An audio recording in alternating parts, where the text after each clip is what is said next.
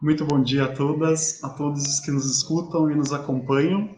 Nós estamos iniciando o segundo dia de atividades da Mostra CAEM de 2021 e é um prazer anunciar essa mesa, né, de professores e pessoas muito queridas da modelagem, né, que trabalham em interface com os festivais de vídeo, como no caso da professora Petrina, que nós veremos, né, e nós teremos aí a oportunidade de conhecer tanto a abordagem, a metodologia da modelagem matemática, o que se propõe, né, e tendo assim a oportunidade de verificar que é uma possibilidade real para a prática pedagógica, né, no ensino de matemática. Nós estamos aí estimulando professoras, professores a incorporarem as práticas de modelagem em suas salas de aula, e vai ser um prazer, né, mediar essa mesa entre o professor Ademir Caldeira, da UFSCar, e a professora Petrina Velar, da Universidade Estadual de Minas Gerais.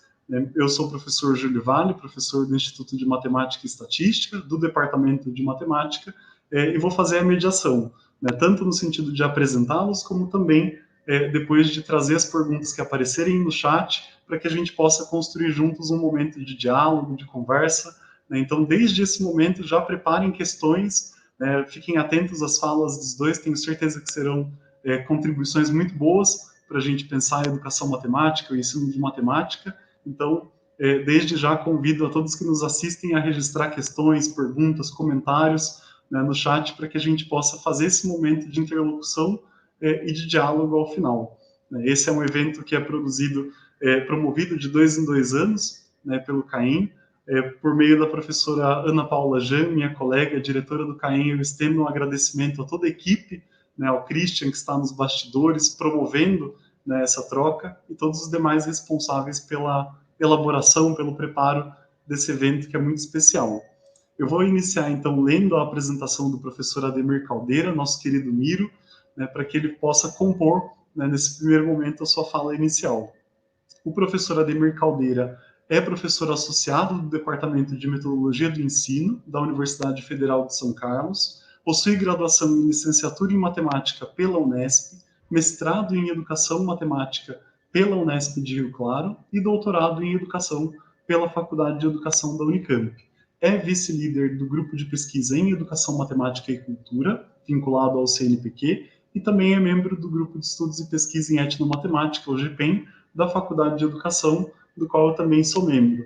É credenciado no programa de pós-graduação em Educação, da UFSCar, e tem experiência na área de educação, com ênfase em educação matemática, atuando principalmente nos seguintes temas: modelagem matemática na educação matemática e etnomatemática. Foi pró-reitor de graduação de 2016 a 2020 da Universidade Federal de São Carlos e vice-diretor do Centro de Ciência e Educação da Federal de Santa Catarina. Foi diretor do curso de matemática de 98 a 2003, também da Universidade de Uberaba.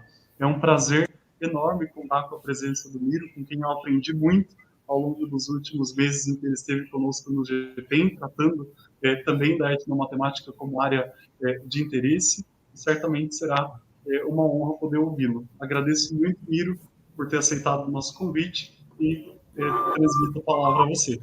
Fique à vontade. Muito obrigado, professor Júlio. Bom dia a todas as pessoas que nos assistem, que estão aqui conosco. Gostaria, num primeiro momento, me desculpar que tem um sonzinho de flauta doce aqui, que a minha filha está tendo aula de flauta, e nós estamos home office, né? Gostaria de agradecer o convite feito pelo professor Júlio, professora Ana Paula, também o Christian, que está aqui conosco agora, e também ao Centro de Aperfeiçoamento de Ensino de Matemática do Instituto de Matemática e Estatística.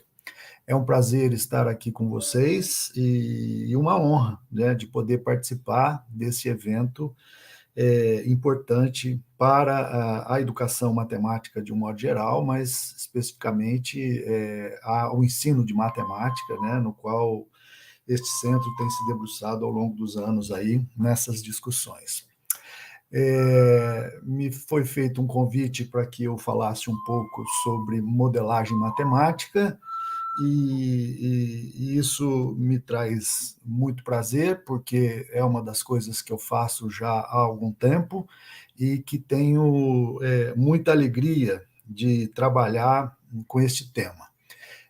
Gostaria de iniciar que a minha fala é uma fala que traduz, digamos assim, pensamentos de outros autores que me ajudam a compreender esta temática, né, esse campo de saber denominado de etnomatemática. Então, a minha fala ela tem contribuições de alguns autores relacionados também à filosofia, não só à educação matemática, mas o professor Ubiratã D'Ambrosio eu colocaria como a pessoa principal de todo esse processo, porque foi com ele que eu iniciei esse estudo, né? Mas também busco elementos na perspectiva da linguagem do filósofo Ludwig Wittgenstein, e também as questões relacionadas a discurso e ao poder, que está muito imbricado com tudo isso, eu busco elementos em Foucault, e em Deleuze o conceito de rizoma para compreender as dimensões multidisciplinares que compõem a modelagem matemática. Então, como me foi dito que eu precisaria de uns 30, 40 minutos, eu vou falar uns 30 minutos, portanto, eu tive que fazer algumas escolhas para poder conversar um pouco com vocês. Então, eu vou tratar um pouco do início, de como, historicamente falando, né, de que maneira a modelagem matemática aparece, né, nessa discussão da educação matemática. Vou falar um pouco do surgimento e a consolidação e a motivação, né, para que a modelagem matemática pudesse ter criado um espaço de discussão ao longo, principalmente, das décadas de 70, 80, aqui no Brasil do século passado. Por fim, se der tempo, eu vou mostrar alguma experiência que eu fiz com formação de professores nessa área. Bom, então eu inicio essa nossa conversa falando um pouco de que a modelagem matemática ela teve uma motivação na década de 60, na década de 70, e quando a gente fala em modelagem matemática, não dá para desvincular de uma questão política, social, cultural, que se mostrava naquela época, e por isso também não dá para a gente desvincular a modelagem matemática de outros campos da educação matemática, como, por exemplo, a história da matemática, a etnomatemática, novas tecnologias de informação e comunicação e etc., né? Tecnologias digitais, na época nem tanto, mas agora tudo está muito, por isso o conceito rizomático de Deleuze, que está muito intrincado, são linhas que se cruzam e a gente vai buscando as conexões que se mostram nesses entrecruzamentos de linhas aí, de campos, né, de estudos. Mas no início da década de 70, e aí lembrando que na década de 60, né, nós tivemos no mundo todo uma modificação e uma transformação da maneira de pensar, do que vinha sendo pensado até aquele momento, então com grandes manifestações no mundo todo.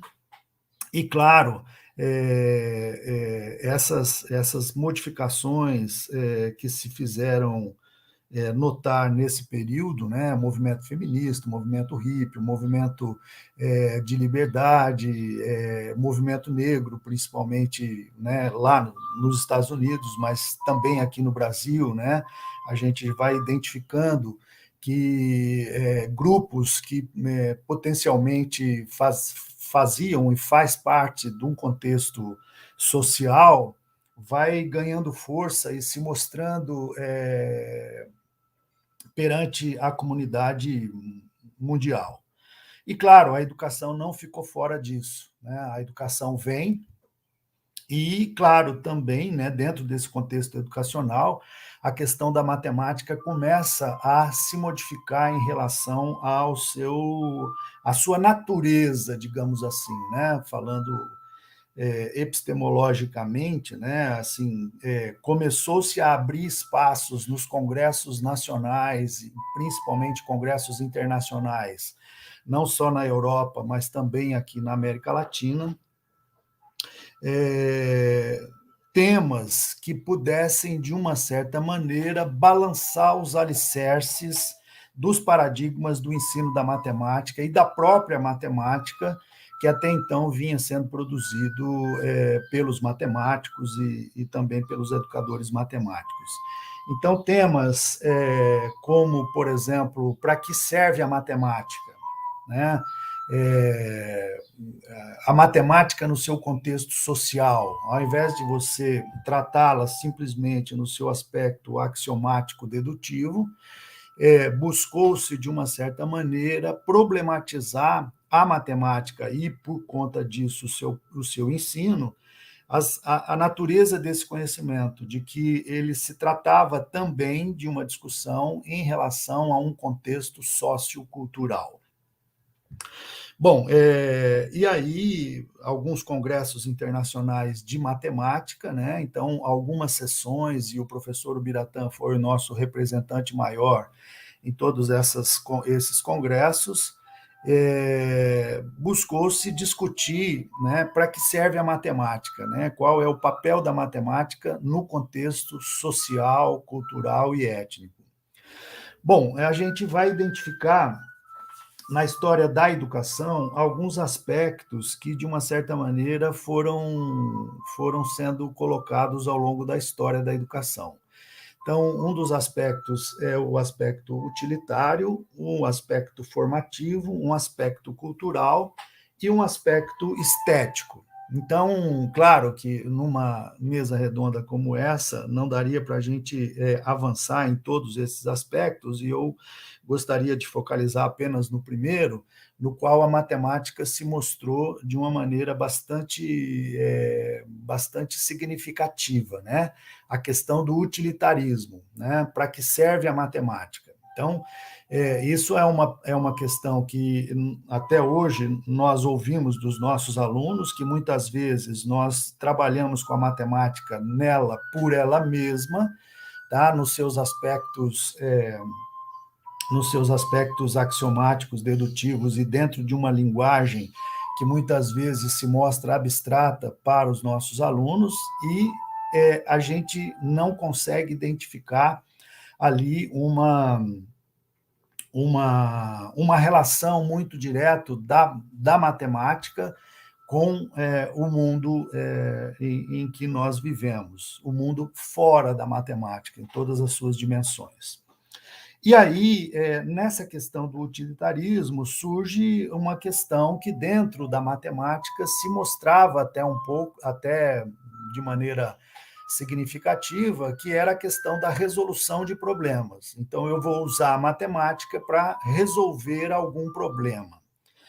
Só que nós tínhamos, até aquele momento, problemas que pudessem ser, de uma certa maneira, construídos e inventados de uma tal forma que nós pudéssemos usar a matemática que nós temos para tentar mostrar que ela serviria, de uma certa maneira, para que as pessoas pudessem, a partir dela, compreender melhor aqueles problemas específicos que muitas vezes eram produzidos e inventados artificialmente, né, para que as pessoas pudessem perceber as relações matemáticas nesses problemas.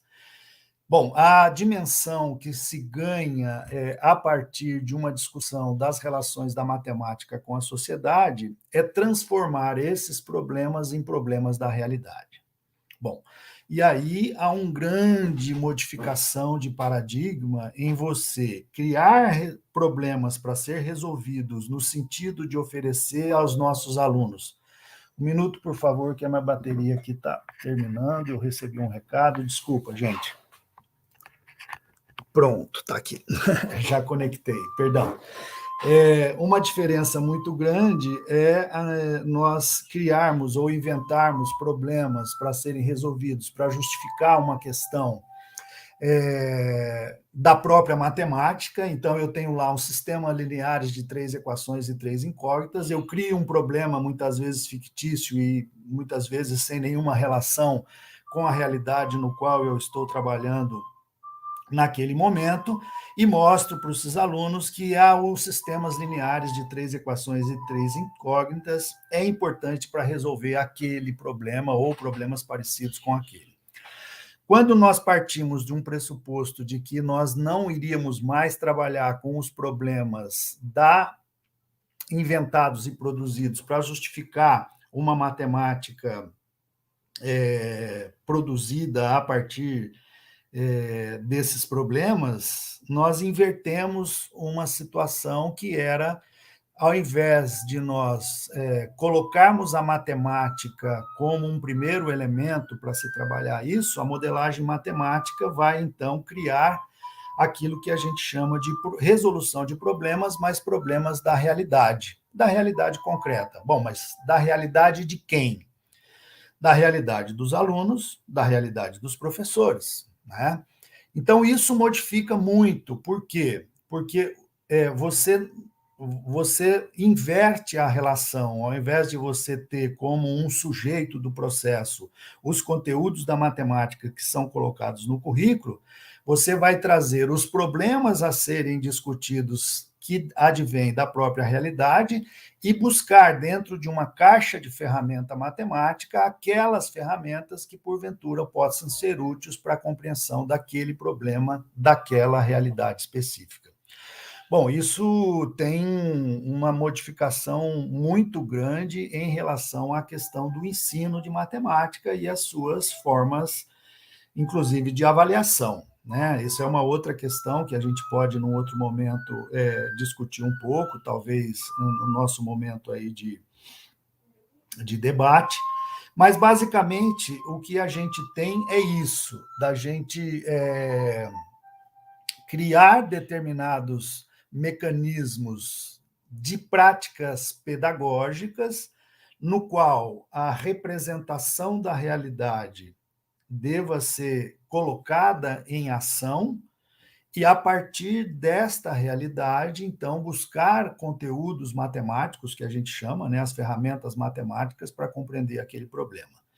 Então, nós fazemos essa inversão. Bom, e qual foi a motivação disso tudo?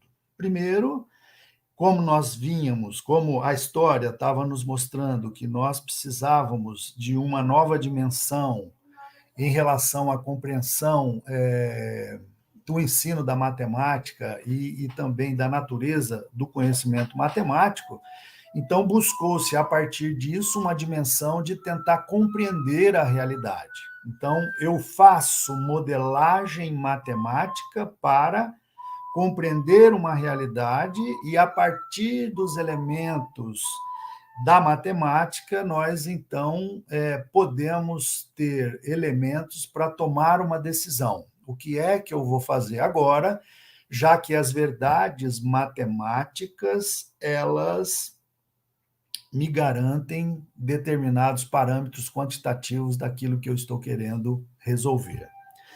Aliado a isso, existia também uma discussão muito forte em relação, primeiro, de que a matemática estava muito distante da realidade. Então, essa era uma questão muito forte naquele momento, né? E eu estou agora falando das motivações da modelagem, e que os alunos teriam muito dificuldade de aprender matemática. Sem contar que existia e existe até hoje um paradigma muito forte de que pessoas que sabem matemáticas são pessoas privilegiadas em relação à questão cognitivas e de inteligência, alguma coisa dessa maneira. Então, buscou-se dessa forma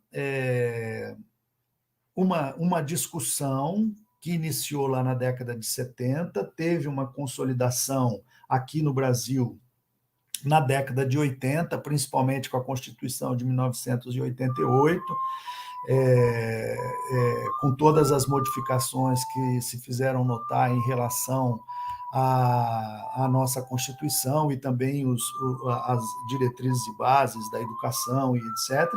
né, a modelagem foi se consolidando, começaram-se a criar os programas de pós-graduação e as primeiras pesquisas já ali na década de 80. Na década de 90 começa a surgir com muita ênfase os grupos de pesquisas, né, da Unicamp, da Unesp, as conferências nacionais de educação matemática distribuídas pelo Brasil todo, as conferências regionais de modelagem matemática.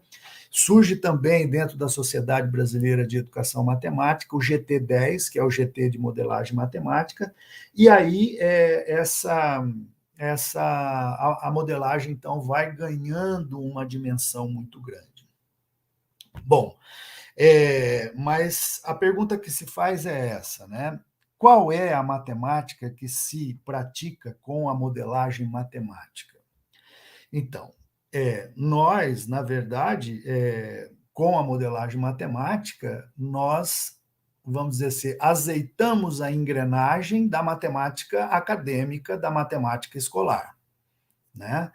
Então, num primeiro momento, a gente pode pensar que a modelagem matemática ela vem para fortalecer um currículo que está posto, se a gente olhar dessa maneira, porque ela vai buscar fora da matemática argumentos para a gente trabalhar com a matemática, mas sempre com a matemática oficial. Entretanto, né, quando você busca situações da realidade, né, então você começa a perceber que pode haver uma inserção de formas de se trabalhar com a matemática diferente da matemática acadêmica. E aí eu estou entrando um pouco no campo da etnomatemática. Por isso que eu disse que não dá para a gente desvincular a modelagem matemática da etno neste sentido. Então, se nós mudamos um paradigma educacional no sentido de que o professor vai ter que ser também um pesquisador junto com os seus alunos, porque nós não conhecemos a resolução desses problemas advindos da realidade, nós podemos oferecer a possibilidade, dentro de um contexto pedagógico de sala de aula, que ao oferecer, ou mesmo que esses alunos possam criar os seus próprios problemas ou oferecer os temas dessas discussões junto com o professor, de que você possa oferecer aos alunos e aos seus familiares, por que não dizer assim, de que maneira eles poderiam estar resolvendo aquele problema ou aquele tema advindo dessa realidade externa que não a realidade da própria matemática. Se a gente abre essa possibilidade, dependendo da cultura e do contexto sociocultural em que o professor está trabalhando, pode surgir alguma situação de resolução de problemas de modo a oferecer maneiras diferentes de se trabalhar com uma determinada prática, advinda de dentro de fora da matemática, que pode contribuir para que a gente possa fazer uma interlocução entre a matemática acadêmica escolar e a matemática advindo de práticas culturais. Ok? Então, vou citar um exemplo. Vamos imaginar que você esteja trabalhando numa comunidade rural, uma comunidade na educação do campo, em que você, enquanto professor de matemática de uma escola do campo, tem lá o seu currículo pré-estabelecido pela BNCC e pelo projeto político-pedagógico da escola, de oferecer ali um estudo sobre a construção do triângulo retângulo ou a construção de ângulos retos, né? E você vai para uma comunidade e coloca essa situação de como nós deveríamos, por exemplo, de construir um ângulo reto para a gente fazer uma roça de milho ou alguma coisa assim. E o agricultor, né, estando participando, ou o filho do agricultor estando participando desse processo, ele pode trazer alguma maneira diferenciada de produzir essa prática e trazer essa prática para dentro da sala de aula e identificar que as maneiras produzidas por esse agricultor ou por esse filho desse agricultor são maneiras diferentes de se produzir um mesmo resultado, ou resultado semelhante. Por isso, o Wittgenstein vai nos colocar o conceito de semelhança de família, né? E aí, então, você vai produzir um tipo de conhecimento, ou, sem querer fazer nenhuma distinção entre outro, de saberes, né? Que possa ser compartilhado com os alunos no sentido de identificar maneiras diferentes de se produzir conceitos matemáticos através de práticas do cotidiano. E aí você faz essa interlocução entre o acadêmico escolar e o que é produzido pela comunidade, que, para diferenciar desse acadêmico cultural, nós vamos, então, chamar de etnomatemática. Que, na verdade, como o professor Ubiratã D'Ambrosio sempre colocou, essa matemática acadêmica também é uma etnomatemática que, de uma certa maneira, vai sendo produzidos por um determinado povo, numa determinada sociedade, num determinado tempo, e que ela vai ganhando legitimidade pela sua força, o seu poder, né? Podemos citar, por exemplo, um sistema de numeração babilônico e um sistema de numeração indo-arábico, né? Nós vamos perceber que o indo-arábico ele tem uma facilidade, uma forma de se expressar e de produzir resultados muito mais favoráveis em relação a um sistema que caiu por terra, mas que ambos são etnomatemáticas produzidos por povos dentro de um determinado tempo histórico.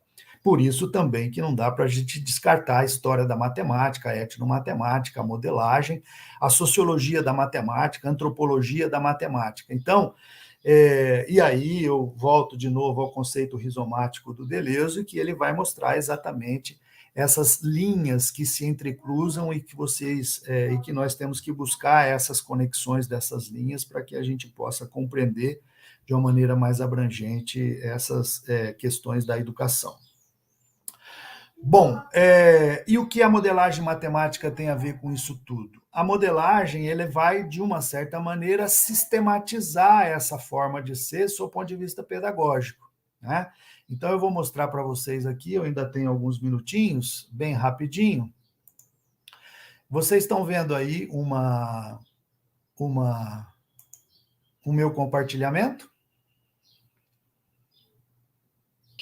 Sim, está tudo certo, professor. Certo?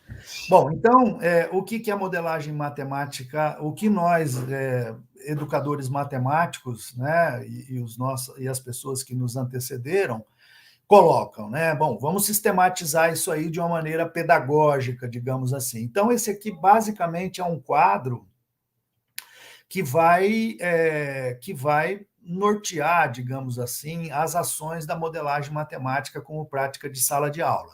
Então, você tem uma situação, problema, mas é uma situação da realidade, não é uma situação inventada, e essa situação ela pode ser tanto trazida pelo professor, como pelo aluno, ou pode ser uma coisa conjunta entre alunos e professores e tal. Isso a Petrina depois vai falar um pouco sobre isso, ela vai mostrar, se der tempo, duas situações. Uma em que ela oferece um tema para os alunos e uma outra é que os próprios alunos que oferece o tema para ser discutido na sala de aula.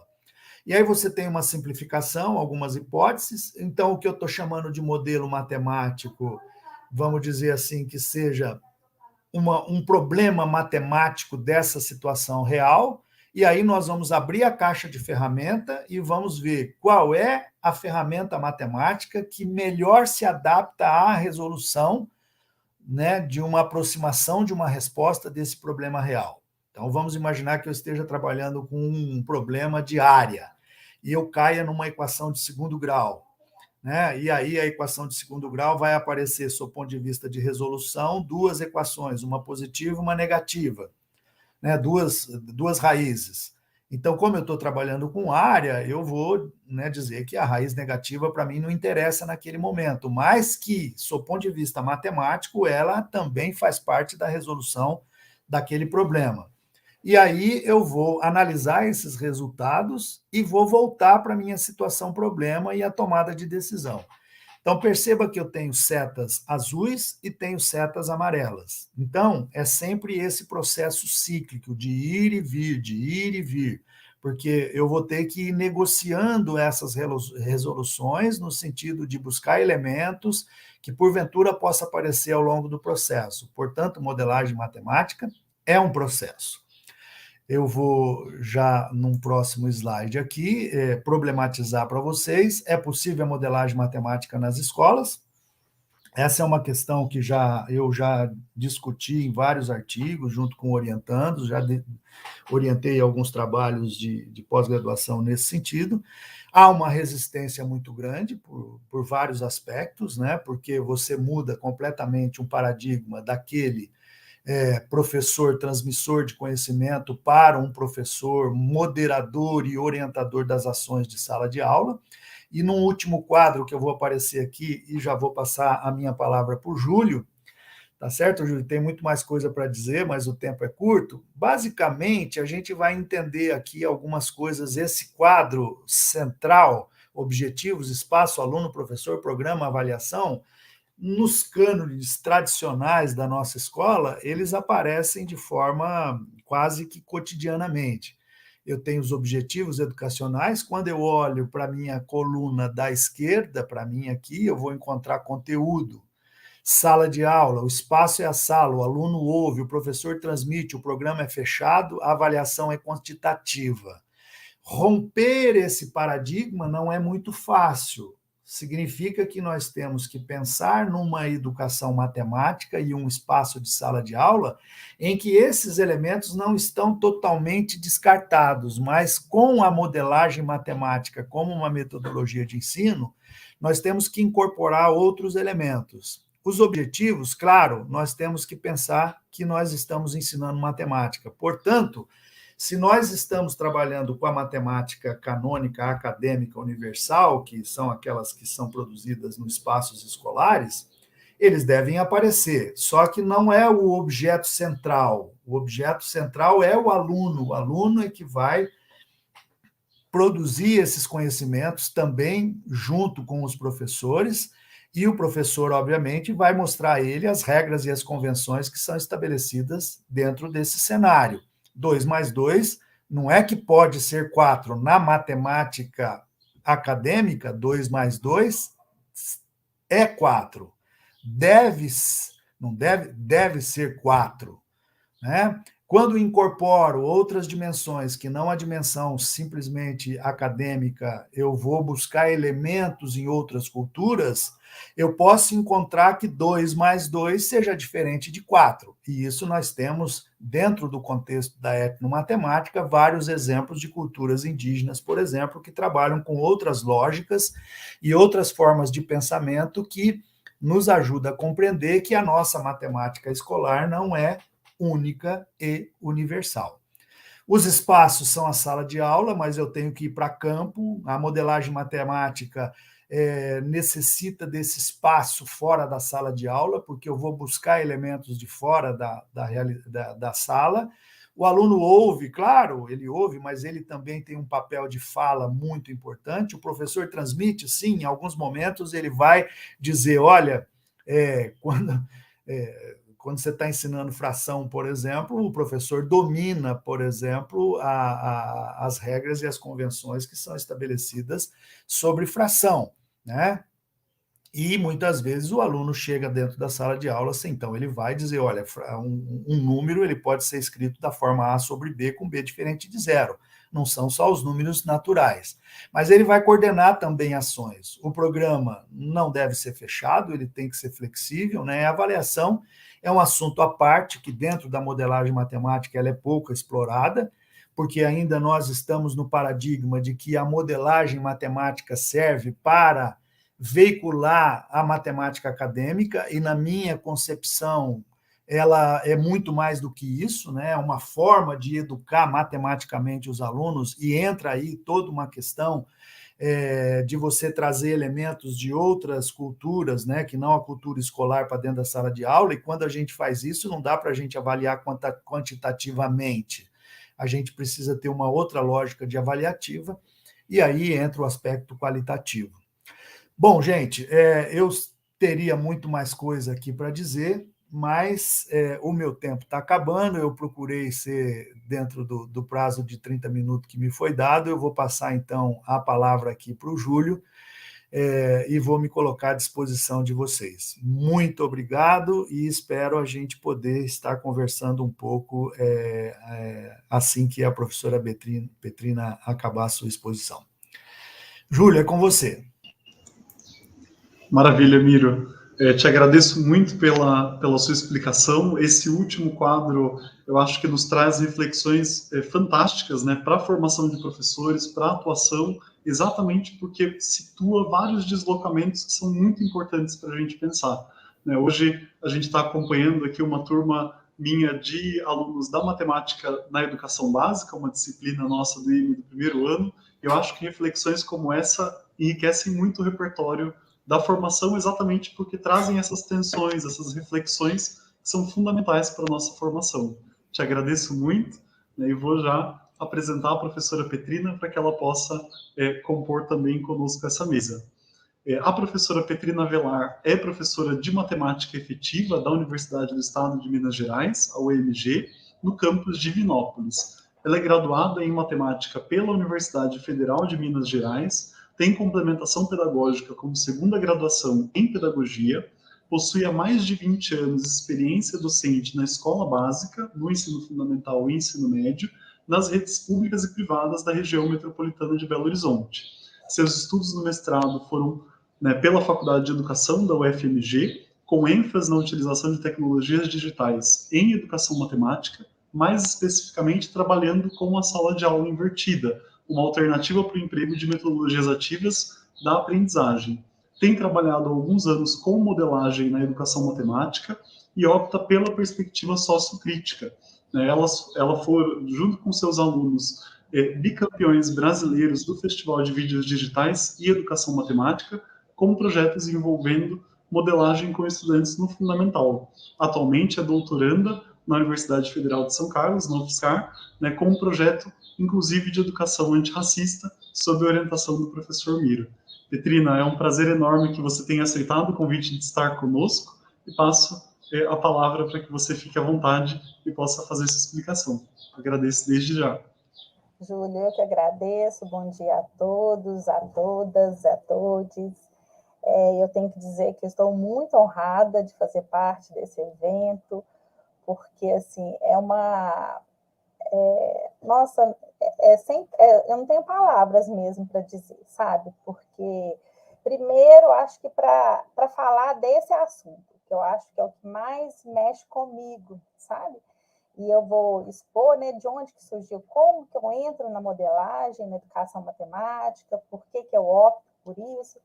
A fala do Miro dialoga muito, né, com o meu percurso de vida mesmo enquanto professora. Eu vou falar mais do ponto prático mesmo, né, que eu acho que eu estou aqui hoje para falar mesmo para futuros professores dessa possibilidade, desse lugar de se fazer modelagem na educação matemática, né? Eu vou abrir um PowerPoint para a gente já ir conversando, porque senão eu falo demais. Aí, Cris, se você puder me dar um retorno se já estiver ok. Tá tudo certo. Se você quiser apertar, só um detalhe, se quiser ocultar a barrinha lá embaixo, normalmente às vezes pode atrapalhar com um slide ou outro. Ótimo, tá perfeito, professora. Então tá bom. Então, vou me apresentar, né? Eu venho de Carmo do Cajuru, uma cidadezinha do interior de Minas Gerais. Venho de uma tradição de igreja católica mesmo, tem uma igreja maravilhosa na minha cidade. Hoje eu sou ubandista, frequento um centro de Umbanda, estou a cada dia mais admirada com as africanidades. E eu venho te oferecer um cafezinho com pão de queijo como uma boa mineira. Sei fazer polvilho, tá? Pão de queijo a gente faz com polvilho. Em criança, meus pais me ensinaram a fazer polvilho, a gente plantava mandioca lá na roça. Tenho 4 filhos. Vamos tomar um cafezinho? Um bom mineiro tem que ter um cafezinho com pão de queijo, certo? Como o Júlio já me apresentou, eu formei na Universidade Federal de Minas Gerais, fiz matemática, complementei meus estudos em física também. Eu fiz minha segunda graduação em pedagogia e hoje sou doutoranda na Universidade Federal de São Carlos, com muito orgulho, com muita alegria. Eu entrei esse ano para falar sobre as questões de africanidades em educação matemática numa perspectiva para uma educação antirracista. Eu trago uma frase do professor Ubiratã D'Ambrosio, muito respeitosamente: assim como as raízes sustentam uma árvore e o alicerce sustenta uma edificação, nossas raízes familiares e culturais é que sustentam a nossa personalidade, nossa dignidade, nossa vontade. Para quem não pode me ver, eu tenho os cabelos cacheados, eu tenho a pele clara, eu estou vestindo uma blusa vermelha. Como o Júlio já me falou um pouco de mim, eu tenho 21 anos de experiência na escola básica. Aqui na região, eu sou de Minas Gerais, né, como eu já apresentei, com cafezinho pão de queijo. Nesses 21 anos, eu trabalhei em escola pública e escola particular, nas melhores escolas de Belo Horizonte. E eu não combinei nada com o Miro, né, combinar no sentido de ver, de saber o que o Miro ia falar. Muito carinhosamente eu chamo a professora Deni Caldeira de Miro. E é onde que ele fala, né, dessa matemática utilitarista. Mas é uma coisa que nós, professores de matemática, com muita frequência ouvimos dentro da nossa sala de aula. Para que aprender isso, professora? Então, existe essa demanda, isso para estudantes de qualquer classe socioeconômica, para estudantes de toda idade, sempre a gente... Toda idade também não, né? Porque os pequenininhos ainda não parecem não sentir essa necessidade dessa questão utilitarista da matemática. Mas na hora que começa a crescer um pouquinho, vem aquela inquietude, né? Para que aprender isso? Então, como que entra modelagem na minha prática docente? Eu trabalhava numa escola na periferia de Belo Horizonte, não na periferia, numa cidade vizinha, na Grande Belo Horizonte, e ao lado dessa escola tinha um córrego. E esse córrego, a população jogava muito lixo dentro desse córrego e tudo, e com muita frequência, quando vinham as chuvas fortes, o córrego, as sacolinhas de lixo entupia o encanamento desse córrego, né, para a vazão da água, e a enchente encheu a escola com água de esgoto, porque a escola ficava bem na margem mesmo desse córrego, sabe? E aconteceu que nessa época eu sempre me inquietei com questões que pegavam muito assim no meu dia a dia, naquele fazer muito próximo de mim, dos meus estudantes, e a gente estava com um trabalho na escola, e que uma turma de estudantes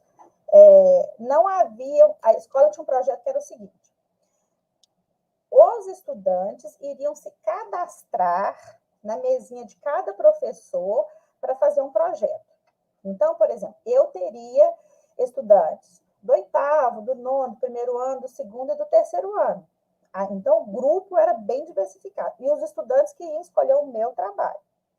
A gente fez isso na hora do recreio. Só que no dia que foi feita essa eleição, na escola toda, era meu dia de folga, era meu dia que eu não ia na escola. Aí, o que aconteceu? Quando eu cheguei no outro dia na escola, o diretor vira para mim e fala assim, Petrina, sabe aqueles meninos lá do terceiro ano? Sabe os bagunceiros mesmo, os santos, né? Que toda escola tem aqueles santos. Tinha meia dúzia de estudantes que não haviam se cadastrado em projeto nenhum. E como havia uma diversidade muito grande de projeto, nós, professores, nós não planejamos que poderia acontecer isso. Eles simplesmente não se cadastraram em projeto algum. Aí eu falei com o diretor assim, não, pode ficar tranquilo, fica comigo. Ah, você é doida, você vai pegar aqueles meninos, vão fazer bagunça demais. Pode ficar tranquilo que eu vou lá. Aí eu cheguei no terceiro ano e falei assim, fulano, tô sabendo que vocês querem fazer, vocês não escolheram professor algum, vocês querem trabalhar comigo? E na época eu era considerada professora muito brava. Agora eu tô mais mansinha, sabe? Aí o pessoal da sala ficou zoando, falando assim, nossa senhora, vocês estão ferrados, agora vocês vão ser aluno da Petrina, vocês vão fazer trabalho com ela e tal. Moral da história. Eu falei com os meninos assim, o que a gente vai fazer? E no outro dia foi o dia da tal enchente. Então foi uma sequência assim, da gente, só que eu não sabia que projeto fazer com aqueles meninos, eu não sabia por onde começar e teve a enchente. Aí o assunto surgiu, por que a enchente daquele jeito, por que invadiu a escola daquele jeito. Eu falei assim, gente, vamos investigar isso. Aí começamos a investigar e descobrimos onde que era a nascente do rio, descobrimos que tinha uma fábrica de tecido que jogava os resíduos da fábrica todinha naquele córrego, ou seja, fizemos um trabalho imenso, fizemos a revitalização da nascente. Pessoal, esses rapazes, eram 6 rapazes, na época eu tinha um doblô, gente, é muito sem juízo, eu colocava esses 6 alunos dentro do meu carro e a gente descobriu onde era a nascente. Eles iam com enxada, com folhagem, pintaram o muro. A nascente era perto de uma escola estadual. Eles fizeram a revitalização dessa nascente, plantaram flores e tal, uma série de coisas. E depois eles fizeram um vídeo para apresentar na tal mostra desse projeto, dessa feira, que ia apresentar todos os projetos da escola. E eles fizeram um vídeo, mas o vídeo todinho foi em agradecimento, sabe? Ao trabalho, ao aprendizado, e a gente fez análise de água, a gente fez um monte de coisa. E eu cheguei, então, e falei assim, é isso que eu quero para a minha prática docente. Eu não sabia nada de modelagem, nunca tinha ouvido falar sobre modelagem em educação matemática. Isso nós estamos falando, isso aconteceu há 18, 17 anos atrás. Né? Aí eu fiquei me intrigando, assim, o que eu fiz naquela prática foi modelagem matemática? E vem aquela pergunta, como que faz modelagem? Tem jeito de fazer modelagem na escola básica? Tem um jeito certo de fazer modelagem? Isso me preocupava demais, porque eu já procurei saber, existia essa metodologia ou essa abordagem pedagógica, do jeito que os autores, cada um, né, vai dar uma chamada de estratégia, outra de abordagem, outra de metodologia. A minha preocupação era se eu estava fazendo certo ou não. Aí eu fiquei pensando, será que eu preciso me preocupar com estar fazendo certo ou errado? Aí o que eu fiz? Há uns 4 anos atrás, eu fui me empoderando com essa questão de fazer atividade de modelagem. Eu fui procurando saber como é que fazia e tal. Aqui na UFMG a gente tem a professora Jussara Loyola, que eu fiz parte do grupo dela há muito tempo, e a gente fazia discussões e tal. E eu falei assim, sabe de uma coisa? Eu vou fazer um vídeo e vou colocar isso no YouTube. Mas eu tive medo, eu tive incerteza, mas o meu anseio, que mais mexia com a minha alma e com o meu coração, era que eu queria, assim, eu quero fazer história da educação matemática. Eu quero, sabe quando você fala assim, vou dar minha cara a tapa, que isso sirva de discussão para futuros professores, que alguém seja para alguém falar assim, isso aqui está certo, isso aqui está errado, isso aqui está bom, isso aqui está ruim, a gente pode melhorar isso. Ou seja, eu estaria, não é assim que a educação matemática, que a vida da gente flui, é um processo histórico-cultural. Naquele momento, inserida no meu meio cultural, com as minhas possibilidades, foi daquela forma que eu entendi modelagem, educação, matemática, e que foi possível fazer. Então, eu queria fazer história. E eu tinha uma turma de alunos que virou para mim, e eu levei para a sala de aula, falando que eu queria fazer modelagem, e eles, o que é isso, professora? Eu tentei explicar, aí eles viraram para mim e falaram assim, tem jeito de fazer modelagem com a questão do Select Escola? E eu falei assim, mas o que é isso, Select Escola? Aí eles foram me explicar a situação, o que era o Select Escola. Eu falei assim, vamos tentar. Então, minha primeira experiência em gravar... e nessa época, eu fiquei sabendo do Festival de Vídeos Digitais. Aí eu falei assim, já sei o que eu vou fazer. Nós vamos fazer esse trabalho de modelagem, a gente já vai gravando, eu já fui gravando pequenos vídeos, tirando foto, para tentar montar alguma coisa para o Festival de Vídeos. Mas ainda eu tinha muito medo de me expor. Na minha cabeça, eu estava me expondo e com medo de fazer errado. Eu trouxe aqui o seguinte, como que eu penso, mas aí, se a gente tiver tempo, o vídeo está no YouTube, ele chama Desperdício de Água, modelagem educação matemática, uma proposta para o desperdício de água na escola. Se der tempo, a gente passa ele no final para vocês, tá? Mas o que eu gostaria de comentar é sobre a segunda experiência que eu tive sobre o Festival de Vídeos, né? E quando eu penso assim, para falar para professores, né, como seria o jeito, vamos dizer assim, não que seja certo nem que seja errado, o mais didático que foi possível para mim naquela época.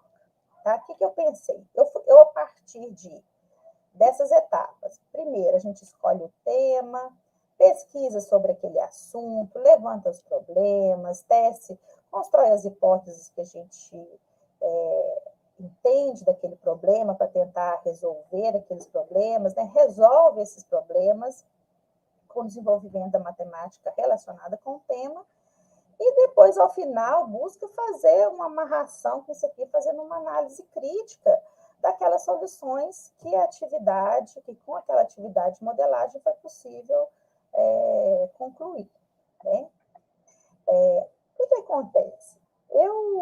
Em 2019, eu era supervisora do PIBID, e eu trabalhava numa escola pública da periferia norte de Belo Horizonte, e naquele ano eu havia decidido com uma colega minha, virou para mim e falou assim, Petrina, vamos pegar o 6º ano? Eu falei assim, mas nem morta, mas 6º ano não, pelo amor de Deus. Eu não aguento, eu falava assim com ela, Silane, eu não aguento nem passar perto da turma, daquela porta lá do 6º ano. Eu tenho impressão que se eu entrar ali, eu vou ficar doida. Eu já tinha 20 anos de sala de aula, 19 anos de sala de aula. Não, Petrina, vamos pegar esse 6º ano que vem são do 7º, do 8º, do 9º, a gente acompanha essa turma, vamos ver o que vai. Aí ela me convenceu a pegar o 6º ano. Aí eu falei assim, Silane, eu não vou dar conta. Não vou dar conta e tal, peguei o 6º ano. Em janeiro acontece a tragédia de Brumadinho. Aí, na época, estava se discutindo muito a reforma da Previdência. Nas reuniões do PIBID, a minha supervisora, a minha coordenadora, falou assim, gente, olha, nós temos aí a tragédia de Brumadinho, tem a reforma da Previdência, vocês podiam ler o que vocês acham de vocês levarem isso para a sala de aula de vocês? Aí ela lançou essa ideia, sabe?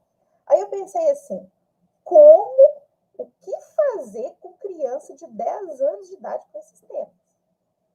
Porque 6º ano, os meninos estão com 10 anos, gente. Geometria, sabe calcular área de quadrado. Na escola pública, ainda tem pública de periferia, com uma série de dificuldades. Eu pensei assim, não sei o que eu vou fazer, não. Só que aí, uma das crianças do meu 6º ano, o tio dela era vítima da tragédia de Brumadinho. Aí eu falei assim, é um sinal que eu não vou falar de reforma da Previdência com criança, que não vai fazer o mínimo sentido. Então, mas lá a coordenadora do PIBID não falou que era obrigatório a gente fazer isso, não. Ela lança, tipo assim, vou julgar a ideia, né? Se alguém pegar, tudo bem. A gente estava em 3 escolas, tinha 3 professores supervisores. Aí eu resolvi fazer uma atividade de modelagem, né? Aí, o que a gente fez? Eu levei para os estudantes a questão de Brumadinho, né? Aí, eu falei com eles, expliquei que era uma atividade de modelagem, mas que primeiro, que eu queria que eles pesquisassem bastante sobre rupturas de barragens, para a gente saber o que a gente ia discutir. Então, eles trouxeram muitas ideias, muitos questionamentos, eles descobriram que ruptura de barragem de água acontece no mundo inteiro, já aconteceu várias vezes, em vários locais e tudo. E, assim, e crianças de 10 anos de idade ainda são bem empolgadas, né? Assim, aí querem, ainda eu falo que é uma fase, o receio que eu tive de lecionar para um 6º ano, no final se converteu, assim, numa experiência surpreendente. Eu acho que essa que é a palavra. Foi muito gratificante, porque às vezes o processo escolar, por várias vezes, não sei, eu tenho uma impressão que o estudante vai perdendo essa vontade de questionar, de participar da aula, de movimentar. Ou às vezes é o professor, às vezes não é o estudante, às vezes é a gente mesmo, a nossa aula que é chata, não sei qual que é. Às vezes é um pouquinho de tudo, né? Então, nessa fase ainda, essa turma estava muito falante até demais, trouxe muita coisa, né? E no final, assim, aí eu fui anotando. Eles falavam, eu estava com o meu caderno anotando. E isso eu tinha 6 estagiários do PIBID comigo, 6 ou 7, não sei. Aí, cada dia da semana ia 2 ou 3. Aí eles chegaram à conclusão que eles queriam calcular o tanto de lama da área devastada. Eu perguntava, mas o que é tanto de lama? Ah, professor, o tanto de lama, é daquela área lá, ué. Era assim o questionamento. Aí eu tinha 2 realidades, assim, bem distintas para trabalhar. Essas fotos, todas as fotos que eu apresento nesse slide têm direito de uso de imagem, tá? Essas fotos aqui são dos meus bolsistas do PIBID da época. O que eu tinha que fazer? Eles não tinham modelagem, eles não tinham estudado modelagem na graduação. Então, o que eu fiz? Eu também não, eu quero mostrar, dar essa experiência para os estudantes para os bolsistas do PIBID, mas também eu queria fazer modelagem do jeito que eu gosto. Vou abrir um parênteses, que é esse jeito que eu gosto.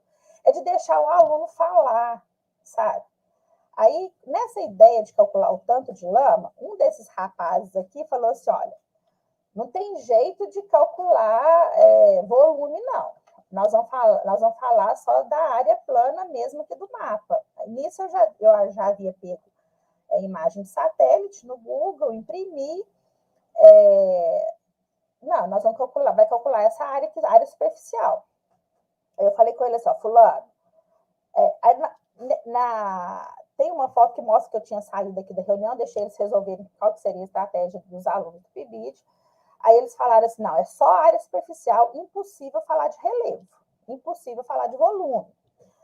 Aí eu falei assim, olha, vocês vão fazer um combinado, vocês vão ficar calados, vocês estão proibidos de falar. Foi basicamente assim, vocês estão proibidos de falar. Eu só quero escutar os meninos. Vocês podem perguntar. Dar a opinião de vocês, não. Ah, professora, mas se não... Vamos ver o que acontece. Gente, na hora que o professor se dispõe a fazer uma atividade de modelagem, numa perspectiva que você quer ouvir o estudante, que você quer provocar questionamentos, você tem que realmente abrir esse espaço. Se você tolhe, já mudou, não é assim que eu quero fazer. Então, tá, vocês podem perguntar. Se vocês vier com pergunta, você devolve com outra. Vem com a pergunta, devolve com outra. Não dê resposta. Não dê resposta pronta. Aí, esse foi o combinado que eu fiz com os estudantes do PIBID. Eles não gostaram muito da ideia, não, mas foi de carinha feia, mas foram assim mesmo. Aí, então, que eu chamo isso assim, são os limites da ação do professor e do estudante. Porque, senão, se eu desse muita... Eu não queria limitar o estudante, o seu pensamento. Eu queria ver o que ia acontecer. Aí, isso que eu já falei, creio que as atividades de modelagem podem colocar lentes críticas sobre as aplicações da matemática. Se o estudante tem voz, o professor precisa estar disposto a ouvir. Eu acho que isso é a parte mais difícil de quem opta por fazer modelagem matemática. Porque nem sempre nossa prática condiz com o nosso discurso. A gente traz um discurso que o nosso estudante tem que ser protagonista do aprendizado, que nós temos que buscar uma metodologia ativa, que nós temos que fazer isso, que isso é bonito. Na hora que o estudante começa a perguntar, não, mas isso aí, nós vamos estudar isso semestre que vem, nós vamos estudar isso aqui ano que vem. Não, depois... A gente sempre dá um jeito de tolher. Observa se a gente não tem essa prática. E eu me coloco dentro disso. Eu não estou eximindo as minhas responsabilidades disso. Eu estou dizendo, eu estou afirmando que é um dos pontos mais difíceis a gente conciliar o nosso discurso com a nossa prática. O que eu fiz? Levei os mapas para a sala de aula e abri a turminha aí, ó. E aí, pessoal, como que a gente vai calcular o tanto de lama? Era a pergunta, a gente já sabia que era o tanto de lama. Aí tinha alguns mapas, eles pensaram, eles ficaram dando ideia e tudo. Olha lá, o anjinho está deitado no chão. Aí, esse menino aqui, ó, ele vira e fala assim, ô professora, nós vamos desprezar o relevo? Ô, gente, pensa uma professora que fala assim, e agora, o que eu vou fazer? O que eu vou fazer? Com um menino de 10 anos de idade. Eu vou o quê? Calcular uma integral tripla com esses meninos? Porque a área era irregular. O relevo irregular. A lama encheu esse relevo. E aí? O que eu vou fazer? Aí eu falei com ele assim, o que desprezar nós não vamos, não. O que nós vamos fazer também eu não sei, não. É esse o outro ponto do professor que decide fazer modelagem matemática. Assumir que não sabe. Assumir que não dá conta. Por que eu sei? Eu não sou detentora do saber, do conhecimento, não. É chamar parceiros para ajudar. É ir para a internet. Eu tinha seis bolsistas do PIBIT comigo. Eu tinha 20 e tantos meninos aí. Eram 2 turmas, tá? De sexto ano, não era uma só, não. Eu tinha mais de 50 meninos aí para pensar, bolsistas. Alguma coisa ia sair. Não sabia como. Aí, o que eu fiz? Eu comecei a estudar, e a gente foi levantando os problemas, eu sempre discutia muito com os alunos dentro de sala de aula, e eu resolvi... aí o professor tem uma imagem que aparece... O professor de geografia, eu fui conversar com o professor de geografia, eu sabia o que ele estava estudando. Ele falou assim, estou estudando vegetação, relevo e tal. Eu falei assim, Zé, o que seus alunos sabem? Quando que aprende curva de nível? Ele falou assim, no final do ano a gente fala de curva de nível. Tem como você me ajudar e a gente falar de curva de nível agora, no início do ano? Ele falou assim, tem, Petrina, porque já é próximo semestre. Eu falei assim, não, vou fazer o seguinte, eu vou começar a explicar sobre curvas de níveis para eles, tá? Eu vou problematizar sobre com curvas de níveis, porque, assim, aí expliquei a situação. Eles estão falando, eles querem calcular o tanto de lama, mas considerar relevo. Isso eles estão falando de volume. Então, mas para falar de volume, eu preciso de um sólido aí, eu preciso de pensar em curva de nível. Foi o que me veio na cabeça. Relevo, você pensa em curva de nível, né? Aí eu tinha um outro problema. Como que eu ia fazer? Era só problema, era um atrás do outro, sabe? Aí eu falei assim, o que eu vou fazer é o seguinte, o que é mais fácil? Aí eu fiquei pensando assim, com um menino de 10 anos de idade, não só com criança, né? Se nós temos a necessidade da geometria espacial, dessa visualização, quando a gente opta por recursos do GeoGebra, por exemplo, ou por qualquer outro software que gera um 3D, eu pensei assim, o que eu vou fazer com esses meninos? Eu vou pegar as curvas de níveis e montar isso aí com placas de isopor, porque a placa de isopor, ela tem um padrão, é a mesma espessura, né, para todas, seria mais fácil. Aí Eu ainda tive uma resistência por causa de pensar em meio ambiente, mexer com isopor, mas era o que a escola tinha. A escola, apesar de ser uma escola de periferia, e não apesar de ser pública, essa fala está muito descontextualizada.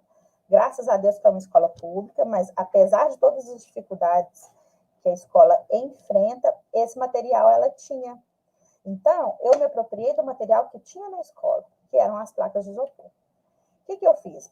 Nós pegamos os mapas da curva de nível, fizemos o recorte e montamos a maquete, porque dessa forma os alunos iam visualizar o que estava na minha cabeça, porque é aquele tal negócio, né, gente? Assim, o professor de matemática, nós temos uma visão espacial que a gente não pode garantir que a criança de 10 anos de idade está enxergando a mesma coisa que nós.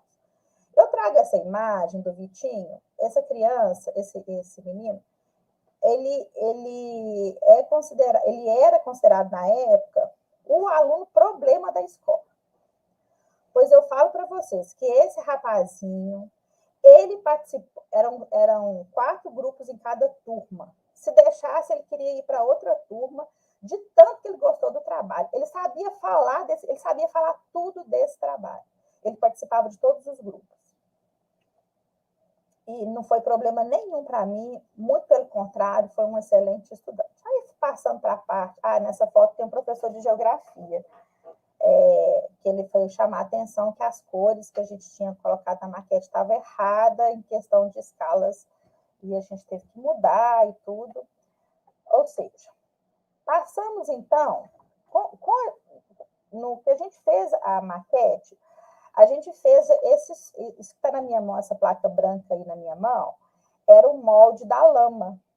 Então, que a gente, pelo Google, a gente sabia em que cota que a lama, em qual altitude que a lama tinha atingido, eu fiz uma placa de isopor para cobrir, para que os alunos tivessem a ideia de quantas camadas para baixo que a lama tinha enchido, né, esse solo. E por que eu trago essa imagem aqui? Essa imagem foi a hora que eu contorno com os meninos o molde da lama no papel, que era a parte que a gente estava saindo para calcular essa área, a área da lama. E por que eu trago essa cena? Como estava de lápis, estava muito clarinho, eu peguei a caneta de escrever no quadro e fui contornar a imagem. Tá vendo? O molde da lama, esse marrom aí na outra foto. Aí o menininho falou assim, ô professora, mas cada 1 centímetro não é 1 Lucas? O que significava isso? Eu tinha um estagiário muito alto, ele tinha 1,96 m. Aí, como eu estudei com os alunos primeiro a questão da proporção, o que seria, o que significava a curva de nível, o que seria a escala que a gente estava trabalhando. Então, eu falei assim, olha, a gente tem que prestar bastante atenção que cada 1 centímetro, na realidade, cada 1 centímetro aqui vale 2 metros na realidade. Então, aí o menino falou assim, então é 1 Lucas, cada 1 centímetro é 1 Lucas. Porque como as crianças são muito pequenininhas, né, 10 aninhos de idade, e o Lucas se mostra, pelo referencial deles, né, o Lucas era muito grande. Então, assim, cada 1 centímetro era uma coisa muito grande na realidade. E eles me chamaram a atenção que eu estava atrapalhando, passando a caneta, esse canetão, porque a ponta do canetão do lápis, dessa caneta aí no molde, ele ocupou quase meio centímetro. E eles me alertaram isso, professora, você avacalhou a medida. Aí o aluno falou assim, professora, tá, nós temos o molde da lama, mas como que a gente vai calcular essa área esquisita? Porque é formato de área, para nós, seria triângulos e quadrados, que esses meninos sabiam. Nem triângulos, eu acho que eles sabiam calcular.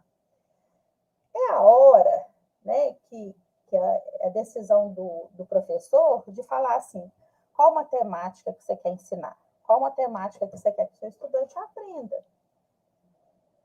Então, assim, não era pelo fato de eu estar com crianças, né, tão jovens, que eu não ia colocar um rigor matemático ali, mas um rigor matemático que não doesse, sabe? Mas que fosse uma coisa bacana. Nós não queremos... Eu penso que o padrão matemático é uma coisa, a regularidade, o padrão matemático, seria uma coisa bem possível de trabalhar com esses estudantes. Aí que eu falei com eles, olha, vocês vão fazer o seguinte, nós sabemos calcular a área de quadrado. Vocês vão colocar no desenho, então, no molde, o quadrado que vocês quiserem, o tamanho que vocês quiserem. Mas vai ter uma condição. Enche com o quadrado do tamanho que vocês quiserem, pega seu caderno, aí colore de uma cor. Por exemplo, coloriu de vermelho, anota no caderno. Vermelho, tantos de lado, tantos centímetros de lado, na realidade vale tanto, quantos quadrados tem, calcula a área. Quando não couber mais, você vai fazer o seguinte, você vai pegar agora novos quadrados. Só que esses novos quadrados não podem ser aleatórios. Eles têm que medir exatamente metade da medida, o lado dele tem que medir metade da medida do lado do quadrado anterior. E, novamente, você coloca com outra cor, conta quantos quadrados vocês fizeram e anota na tabela. E assim, a gente foi fazendo. Cada grupo escolheu o tamanho que quisesse, e o tamanho que o grupo queria, e foi preenchendo o molde da lama. Só que eu ainda tinha um outro problema. O que significa tanto de lama? Né? Aí, o que eu fiz? Como eram 2 turmas, eu fiz uma maquete em cada turma. E eu resolvi falar assim, olha, vamos ensinar como determinar o volume para o KBLL no 6º ano. Pô, gente, mas pensa a pessoa que gosta da bagunça, sabe? A pessoa que gosta da baguncinha também, vocês já perceberam, né? A escola tinha gesso e tinha tinta. Eu falei assim, pronto, tá resolvido. Vamos despejar gesso, vamos fazer esse negócio com tinta e vamos resolver, vamos simular aí a tragédia da lama, para que eles possam perceber que a lama ocupa diversas plataformas, porque a curva de nível me dava essa ideia de plataforma, e eles foram percebendo como que a lama estava ocupando. Então, a gente tinha, de um lado, aí a maquete preenchida pela lama. Aqui eu não trouxe a outra imagem, não. Eu trouxe a outra maquete, que é preenchida só com essa plaquinha de isopor. Aí, na segunda parte, assim, para calcular o volume, eu já não fui mais pelos quadradinhos, aí eu já quis trabalhar outras figuras geométricas, porque, assim, tem atividade de modelagem para fazer, mas eu tenho um currículo também que a gente, na medida do possível, a gente vai conciliando as duas coisas, né? A gente trabalhou muito trabalho com régua, com escala, proporção, organização de dados, construção de tabelas, geometria plana, área de polígonos regulares.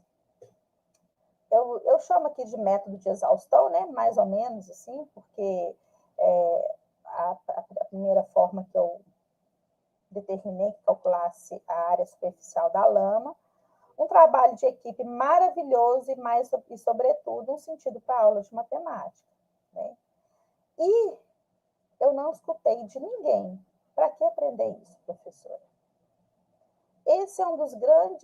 Isso é uma coisa que é muito, muito bacana da aula de modelagem, é que se tem uma coisa que a gente não escuta, é para que eu tenho que aprender isso. Miro, isso aqui eu já tinha usado essa citação sua de outros lugares que eu falei, né? Mas achei muito bom assim, ver a nossa sintonia de você trazer a questão dos rizomas mesmo, de Deleuze, né? Então, eu opto por essa. Quando alguém vai falar comigo assim, mas atividade de modelagem, você tem que respeitar o currículo. Atividade de modelagem, qual o currículo que você vai fazer? Você vai... como se você estivesse desvinculado, como se você estivesse engessado no currículo. Então, eu trago essa citação, que é uma das que eu mais gosto assim, da modelagem, que é assim, numa visão sistêmica, cumprir o programa não é ter que seguir rigorosamente os conteúdos listados nele, mas fazer o aluno perceber que determinados conteúdos existem e podem ser aprendidos quando tivermos a oportunidade de percebê-los como instrumento de compreensão de uma dada realidade, que esteja em interdependência com outros conteúdos que não somente os da matemática por ela mesma. E é exatamente assim que eu defino essa atividade, no 6º ano, com uma matemática assim, tão bacana do jeito que foi, sabe? Bacana, mas quando eu digo assim, foi uma matemática bacana, não estou falando de ver que os alunos reagiram, sabe? Assim, um contexto todo, de envolver a escola, de envolver outros professores. E a gente passou, então, para a etapa que é a análise crítica das soluções, né? Onde que eu faço a roda de conversa com os meus alunos. Aí é uma hora assim que todas as vezes que eu falo me dá o nó na garganta e já está me dando de novo, é que a menininha fala comigo assim, a gente estava discutindo e ela fala assim, ô professora, não tem jeito de fazer modelagem para poder contratar psicólogo, não? Aí eu falei assim, na hora eu não entendi assim, o que ela tinha falado. Aí, só que a outra menininha tinha entendido. Eu falo, menininha, gente, porque é tão pequenininha. E ela falou assim, psicólogo não adianta não. Se você está pensando em psicólogo para as famílias vítimas da tragédia de Brumadinho, psicólogo não adianta não. Tem que ser médico de remédio. Tem que fazer um projeto de modelagem para arrumar médico de remédio. Porque minha mãe está ficando doida, porque acharam só a cabeça do meu tio até hoje. Vocês imaginam o que significa uma criança de 10 anos de idade, da periferia, da escola pública, me pedir para fazer modelagem para arrumar médico de remédio para um povo vítima da tragédia de Brumadinho. Médico de remédio é psiquiatra, gente. A mãe da menina surtou, eu procurei saber depois, a mãe da menina, ela teve o tio, né, o irmão da mãe lá, ajudava em casa, e a mulher não tinha como manter a casa, a mulher surtou mesmo, e entrou com o psiquiatra, porque psicólogo não resolve, tem que ser médico de remédio. Nessa história toda, acabou que eu não tinha pensado em ir para festival de vídeos digitais com a tragédia de Brumadinho. De verdade, eu não tinha pensado. Eu tenho esse tanto de relato, de foto, de vídeo, porque eu tinha que apresentar o relatório final do PIBID. Só que no final das contas eu pensei assim, gente, esse negócio ficou bom. Eu acho que eu vou fazer o vídeo para o festival de vídeos digitais. Tipo assim, tá difícil, é um troço que tá dando nó na garganta e tudo, mas nós vamos fazer. E resolvi fazer os vídeos. O que acontece, gente? Escola pública, não tem sala para gravar. Eu levava os alunos para dentro do meu carro. O meu estúdio por som era o meu carro. E a gente fazia o roteiro na sala, nas minhas aulas. Aí, nesse meio tempo, os estagiários do PIBID ficavam bravos comigo, porque eu estava perdendo a aula de matemática. Eu falei, gente, eu não estou perdendo a aula de matemática, não. Nós estamos ganhando a aula de matemática. Mas, assim, são os conflitos. O que eu quero trazer para vocês é que tudo, no final, nós fomos campeões do Festival de Vídeo? Fomos. No júri popular, no júri técnico, mas não é só... eu tenho uma amiga que fala assim... é um mar de rosa. Se uma rosa tem espinho, imagina um mar de rosa. Né? Então, assim, fazer modelagem, fazer isso tudo, não é só maravilhas, não. Tem um tanto de dificuldade no meio do caminho. Inclusive, gravar o vídeo. Porque se vocês forem... Eu vou passar o vídeo agora, se vocês forem observar o vídeo, é um pano que eu coloco na parede, assim, e tem emendado o pano, porque não tinha um pano nem que desse a quadratura de uma tela de computador.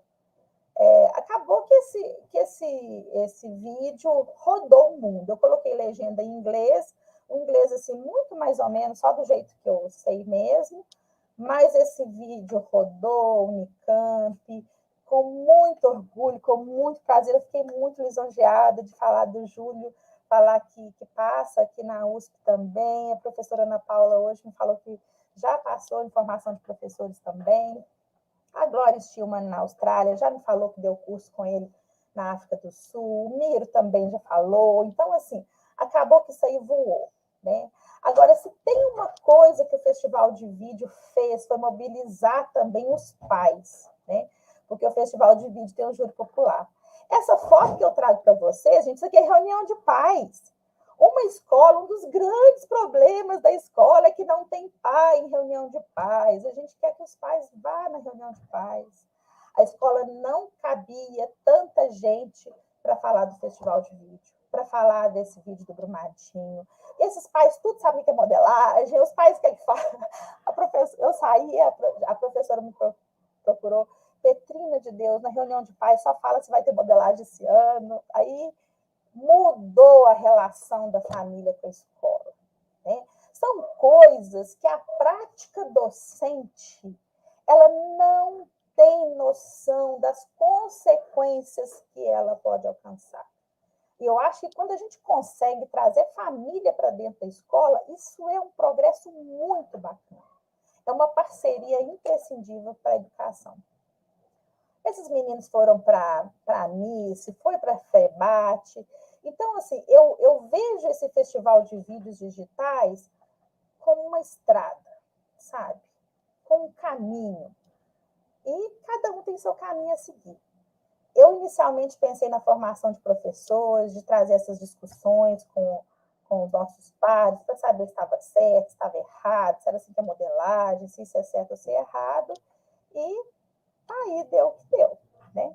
Eu vou encerrar a minha fala, que eu acho que já está esgotado, apresentando um vídeo para vocês, que agora vocês já sabem os bastidores todinho, e eu opto por mostrar, então, vou compartilhar aqui,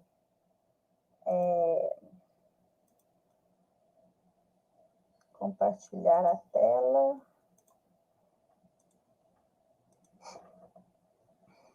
Aí vocês vê para mim se está ok, Christian? 5.330.000. Tá certinho. Em 57 hectares. Não são apenas números simples. Você sabe quanto vale isso?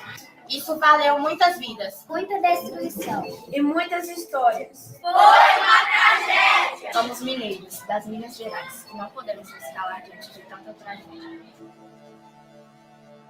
Diante do histórico de rupturas de barragem de mineradoras, levamos o tema para as aulas de matemática. Conversamos, pesquisamos e chegamos à conclusão que gostaríamos de saber como seria possível recuperar o meio ambiente devastado por aquele terrível mar de lamas. Ao final de toda a conversa, decidimos que o nosso objetivo era responder quanto de rejeito proveniente da ruptura de barragem do Córrego do Feijão, na cidade de Brumadinho, deverá ser retirado para iniciar um projeto de recuperação ambiental. Para escolher a área a ser estudada, procuramos imagens de satélite. Nem todas registravam a tragédia. Escolhemos a imagem que mostrava a lama e tomamos o trecho mais próximo à barragem. Decidimos construir uma maquete para melhor modelar o relevo. Para isso, precisamos de mapas topográficos. Utilizamos curvas de níveis com espaçamento de 10 em 10 metros. Recortamos o molde em papel e depois transferimos para o isopor. Como cada placa de isopor tem meio centímetro e cada placa representa uma cota da curva de nível, então a escala de trabalho foi que cada 1 centímetro na maquete correspondia a 20 metros na realidade. Por meio de um programa online de imagens de satélites, verificamos que a lama atingiu a cota 790.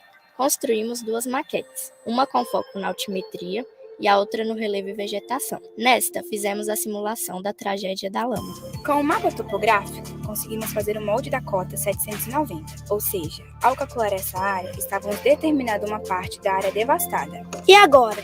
Temos o molde da área, mas só sabemos calcular a área de quadrados. Como calcular essa área esquisita? A professora disse que era para a gente escolher um tamanho de quadrado que cada grupo quisesse. Então começamos a preencher o molde da lama. Quando não coubesse mais, era para fazer outros quadrados. com a medida do lado sendo metade da medida do lado do quadrado anterior. E quando não coubesse mais, era novamente para fazer novos quadrados, com o lado medindo metade da medida do lado do quadrado anterior. E assim, cada grupo escolheu a medida inicial e foi fazendo quadrados, cada vez menores, até preenchermos toda a área do molde. Fizemos uma tabela para ajudar a calcular a área total. Depois de preenchida a tabela, chegamos à conclusão de que a área que estamos estudando tem 570 mil metros quadrados. Aprendemos que existe uma unidade de medida chamada hectare. Cada hectare corresponde a 10 mil metros quadrados. Então, o nosso trabalho estava sendo realizado em cima de uma área de aproximadamente 57 hectares. E aí, gente, ainda não temos nossa questão respondida. Precisamos calcular o tanto de lama que a gente tem que tirar de lá. Aprendemos que calcular a quantidade de lama é o mesmo que calcular o seu volume. Mas como fazer isso? Nós supomos que um sólido formado pela lama fosse igual a uma placa de isopor na maquete. A gente calculou a área da base e multiplicou pela altura desejada. Isso foi uma matéria que não tem no nosso livro. Tinha umas continhas com letra, tipo base vezes altura. Nós aprendemos a calcular áreas de retângulo, triângulos e trapézios. Subdividimos a região desejada em polígonos, que a gente sabia calcular sua área. Nessa região verde mais escura, passa um rio. Aqui é a cota 770. A área dessa cota deu 94.760 metros quadrados. Calculamos o volume considerando uma altura de 11 metros, sendo 1 metro de profundidade do rio e 10 metros até a próxima cota. Nesse próximo tom de verde é a cota 780. Essa área deu 428.672 metros quadrados. Para calcular o seu volume, pegamos o valor da área e multiplicamos por 10 metros de altura, quando chega na cota 790, que é o nível que a lama atingiu nessa região. Após calcularmos as áreas das cotas 770 e 780, estimamos o volume total, que deu aproximadamente 5.330.000 metros cúbicos. Com os dados do nosso trabalho, esperamos ajudar os moradores de Brumadinho. Mas como? Reivindicar das autoridades estratégias para uma recuperação ambiental. Para ter uma recuperação ambiental, precisamos de retirar a lama de lá. Por exemplo, colocar ela numa pilha de rejeito. Para estimar o custo para retirar essa lama, fizemos assim. Supomos que conseguimos um local para armazenar a pilha de rejeito, situada aproximadamente a 10 km de distância. Orçamos uma empresa de transporte e ela cobra R$ 3,00 por tonelada por quilômetro percorrido pelo caminhão. Os caminhões utilizados transportam 30 toneladas. Esse valor chegou a quase R$1 bilhão. Será que as autoridades vão fazer isso?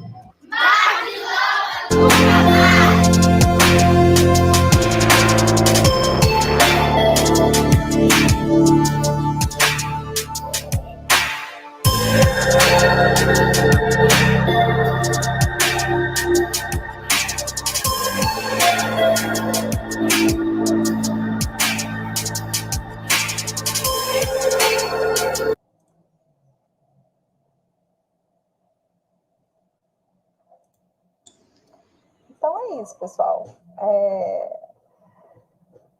Ai, peraí. Deixa eu desligar aqui que tá... Eu tô ouvindo anúncio do YouTube, que tava vídeo. Então é isso. Tem um outro vídeo que no canal Petrina Velar, que foi a história do selo Escola. Depois, quem quiser assistir, tá lá e fique à vontade, então, para assistir, trocar ideias e a gente abre para conversa, então, Júlio. Petrina, querida, te agradeço muito pela explicação. A gente foi tendo vários comentários no chat, depois vocês vão poder acompanhá-los todos, mas principalmente eu gostaria de resgatar aqui comentários que, primeiro, destacaram como a complementaridade das falas de vocês foi fantástica.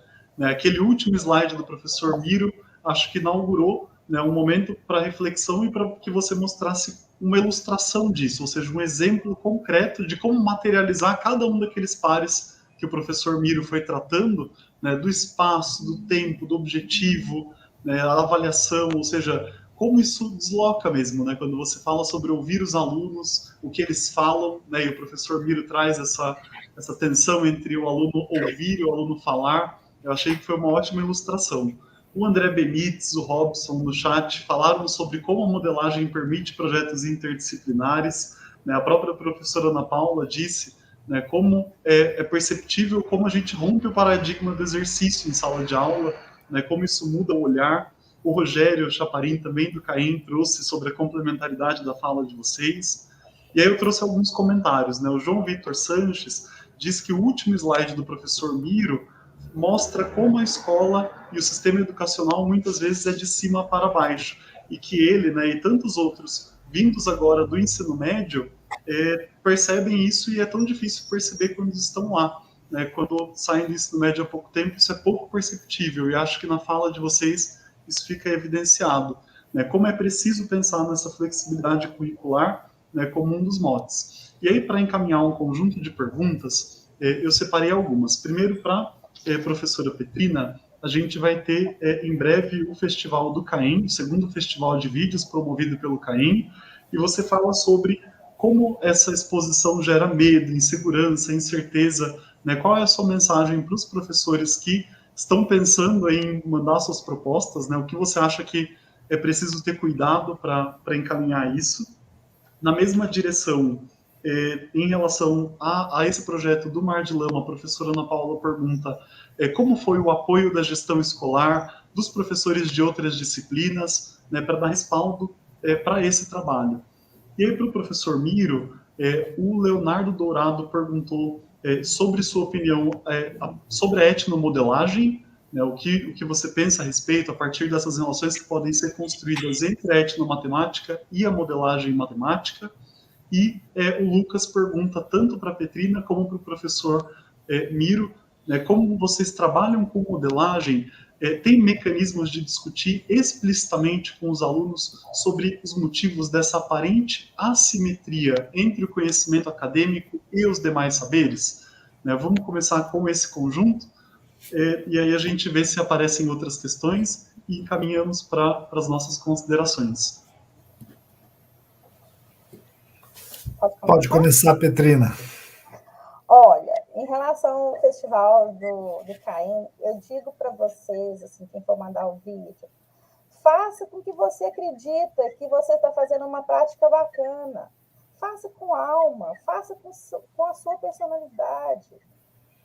Se está certo ou se está errado, isso não é relevante agora, que o certo e o errado, ele faz parte desse processo histórico-cultural ao qual vivemos, ao qual vivenciamos, sabe? Então, assim, faz com que você acredita, porque, assim, mesmo que, por exemplo, no primeiro vídeo que eu fiz do desperdício de água, tem um erro matemático lá, sabe? Eu percebi que tem, mas eu percebi, já tinha ido para o festival, já tinha vencido prêmio, já tinha não sei o quê. Eu falei assim, olha, gente, eu estou falando de... Isso aqui não é derivada, isso aqui está errado e tal. Quer dizer, mas isso não é o foco. Não tenha medo de errar, sabe? Faça o vídeo pensando nas discussões, nos aprendizados, nas trocas, nas reflexões que aquilo ali pode propiciar, sabe? Eu acho que é muito mais por aí, sem sombra de dúvida. Nossa, sem sombra de dúvida. Em relação ao apoio da direção de professores, eu acho que isso aí é uma construção que a gente faz na escola com os nossos pares, né? Eu acho que todo ambiente de trabalho, a gente tem os colegas que a gente tem mais afinidade e aqueles que a gente não tem tanta afinidade. Isso não é só escola, isso é vida, isso é ser humano, né? O que eu percebi foi o seguinte, o primeiro vídeo, onde que ninguém sabia que era festival de vídeo, ninguém sabia que era modelagem na escola, porque ficava tudo dentro da minha sala de aula. Eu já fazia modelagem há mais tempo, mas dentro da sala de aula eu nunca contei para ninguém como é que era.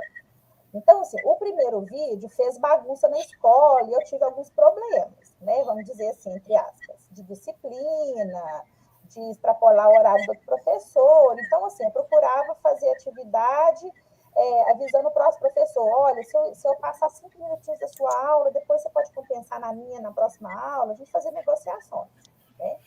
Já no segundo festival, que foi esse do Brumadinho, como a gente já havia vencido o festival no ano anterior, eu percebi que houve mais parcerias, né? Igual eu citei aqui, eu agradeço muito a parceria do professor José Luiz de Geografia, da Rosilene de Artes, foram parceiraços mesmo, sabe? Mas, assim, sempre tem um colega de trabalho que acha que a gente está deixando a sala bagunçada, e a gente deixa mesmo, não acha não, ele está certinho, a gente deixa mesmo a sala bagunçada, sabe? Mas, assim, que bate sinal, os meninos querem ir para o recreio, não guardou material, não sei o quê. Gente, isso é escola, isso faz parte também, do processo. Mas a gente não pode ficar preso nisso, não. Sabe? Porque lugar nenhum que a gente vai trabalhar, você vai agradar todo mundo. Então, a gente tem que ter o nosso ideal de trabalho, né? E segui-lo com ética, com profissionalismo, acima de tudo. E, no nosso caso, trabalhar em prol de buscar tecer elementos para aprendizagem mesmo para os nossos estudantes. Em relação se eu exponho mesmo essa parte teórica, o que eu falo é o seguinte, como nesses dois casos foram crianças assim, né, mais jovens, bem mais jovens, fica difícil expor, mas eu explico o que é modelagem, explico que a gente quer fazer uma aula mais que seja de interesse deles, de resolução de problemas, mas problema da realidade, que a gente vai fazer os questionamentos, e eu não entro, eu falo 5 temas, que a gente vai, assim, essas 5 etapas que eu coloquei, mas eu não entro muito em discussão mais teórica que isso, não, porque eu acho que a faixa etária, não sei se é conveniente fazer isso. Se eu tiver respondido, pode perguntar de novo. Maravilha. Professor Miro? Desculpa. Parabéns, Petrina, mais uma vez aí pelo seu trabalho. Muito, muito bom ver essas coisas acontecendo em sala de aula. Bom, Leonardo, eu acho que você tratou da questão da etnomodelagem, né? Em 2007, eu publiquei um capítulo de livro e eu usei o termo etnomodelagem, porque eu estava trabalhando com crianças de zona rural, isso até foi objeto do meu mestrado, e aí eu fui identificando que a modelagem que aparecia lá naquela atividade era uma modelagem que tinha a ver com as relações étnicas dos alunos, né? Vou só citar um exemplo, né? A gente estava fazendo uma horta numa comunidade rural, com crianças, né, de idade bem tenras. E aí o trabalho era assim, tudo que aparecia na horta, a gente levava para dentro da sala de aula, sob o ponto de vista matemático, obviamente, né? E tentava criar aqui alguma coisa que pudesse estar relacionado com a matemática acadêmica. Então, por exemplo, eles queriam fazer uma horta quadrada. Tudo bem. Aí a gente, o que é o quadrado para vocês? Aí eles falaram, quadrado é uma figura de 4 lados, etc. Aí falou assim, aí o canteiro, como tem que ser o canteiro? Não, o canteiro tem que ser comprido.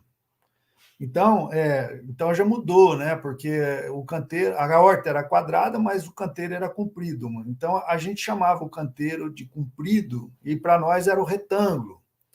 Então a gente ia trabalhando com essas coisas. E como que chama? Aí tem as beiras. Então as beiras era né, vamos dizer assim, o perímetro. Então vai aparecendo uma série de elementos que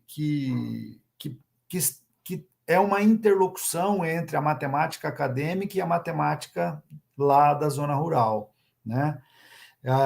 E aí, à medida que esses meninos iam falando essas coisas que apareciam, eu ia até a comunidade e perguntava para o pai dele, para a avó dele, como que eles conheciam aquelas coisas. E eu fui percebendo que tudo que estava relacionado a que as crianças falavam lá na nossa aula, muitos deles eram elementos trazidos da própria realidade. Os pais falavam a mesma coisa, a mesma linguagem, inclusive. Tá? E aí eu trouxe esse termo etnomodelagem, para tentar fazer uma interlocução entre a matemática acadêmica e a matemática e a etnomatemática produzida por essas crianças aí. E depois eu abandonei esse termo, não fui adiante, eu fui trabalhar com modelagem mais e fazia etnomatemática. E existe uma discussão, né, que paira por aí, né, de que a modelagem ela pode estar junto com a etno e também separada. Por quê? Que quando, na verdade, a etnomatemática é um programa etnomatemático, né? que tem a ver com a cultura, que tem a ver com a etnia, que tem a ver com as práticas desenvolvidas por esses atores que estão no cotidiano da nossa vida, né? Que é o pedreiro, a costureira, o alfaiate, o marceneiro, o construtor de barco, o construtor de casas, o pedreiro. Então, digamos assim, que existe uma comunidade de pessoas que desenvolvem determinadas técnicas que nós chamamos de matemática e que muitas vezes essa matemática ela é diferenciada da matemática acadêmica, né, na sua praticidade.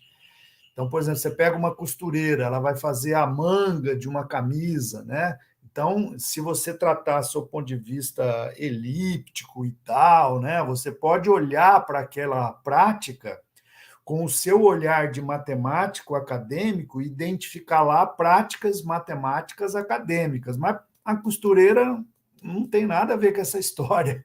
Isso é nós, matemáticos, que olhamos para a prática e conseguimos identificar na prática um conhecimento matemático produzido lá pelos gregos, pelos italianos, pelos alemães, enfim, que está presente ali. Então, a etnomatemática ela é um programa de pesquisa que você vai lá e tem que ouvir as pessoas para elas identificarem ali nessas relações qual que é a compreensão que elas têm disso, né? E nós podemos trazer isso para dentro da sala de aula. Agora, não podemos correr o risco, na minha modesta maneira de ver, de achar que nós podemos fazer uma tradução dessas práticas matemáticas para o mundo acadêmico como se isso fosse uma coisa muito natural. Não é, porque se você pega, por exemplo, uma estampa de um tecido de uma sociedade africana, onde tem lá os desenhos que são produzidos, inclusive as cores, existe ali toda uma referência, não matemática, mas uma referência, né, muitas vezes orgânica, no sentido de trazer ali elementos da cultura, muitas vezes uma forma de você identificar relações de religiosidade, relações de cosmologia, de trazer elementos para que você possa discutir umas outras coisas. E se a gente simplesmente dizer, olha, não, ali tem triângulos, quadrados e retângulos, a gente está matando, digamos assim, toda uma discussão cultural e religiosa e sobre as relações que essas coisas trazem. Se a gente pega um artesanato, por exemplo, a construção de peneiras das tribos indígenas brasileiras, só para citar um exemplo. Quando a gente olha para aquelas peneiras e identifica ali formas geométricas, com o nosso olhar de matemático, nós vamos encontrar triângulos, retângulos, círculos, elipses e etc. E quando os indígenas produzem aquela geometria na construção das peneiras, ali tem toda uma relação até de construção do próprio ser humano enquanto indígena, tem toda uma representação simbólica na construção das peneiras. Então, não basta eu simplesmente dizer, bom, isso é uma etnomodelagem, porque eu vou trazer essas peneiras para a sala de aula e vou mostrar que os indígenas sabem geometria do branco. Então, tem uma discussão bastante interessante nessa questão da etnomodelagem, e que alguns pesquisadores usam esse termo e outros simplesmente dizem, não, isso é uma modelagem como o meu caso agora, né, eu não tenho usado esse termo, eu tenho trazido que isso faz parte de todo um contexto e que eu posso trazer dentro do contexto da modelagem conhecimentos advindos de outras culturas através de práticas que são praticadas, né, por esses povos diferenciados, digamos assim, do homem branco europeu, masculino, heterossexual, judaico-cristão. Então, a possibilidade de você incorporar uma dimensão de etnia, de raça, de classe social, né, de gênero, é você buscar esses elementos lá fora da escola e tentar trazer essas discussões para dentro da escola.